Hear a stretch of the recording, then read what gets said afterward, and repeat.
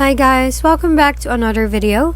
Today, I'm going to teach you on how to fix Microsoft Store not downloading apps. First thing you need to do is to make sure that you are using a stable and reliable internet connection. You can check this by using an internet speed tester. Check your Wi-Fi or Ethernet connection and make sure that it is working properly. Next, try checking if your date and time is set correctly. Having an incorrect date and time settings can also cause issues when you are using the Microsoft Store.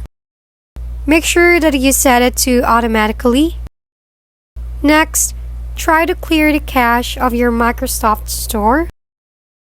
To do that, click the search icon below, then search for Run, and open the app. Next, type this, and hit Enter. This will reset the Microsoft Store cache.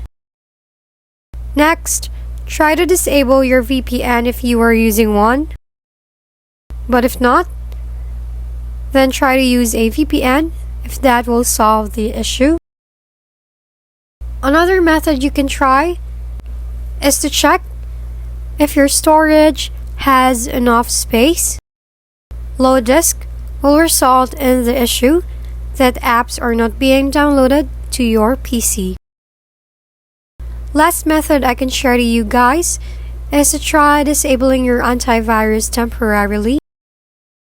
If you're using a third-party antivirus, try to disable it for a while and try to check if that will fix the issue.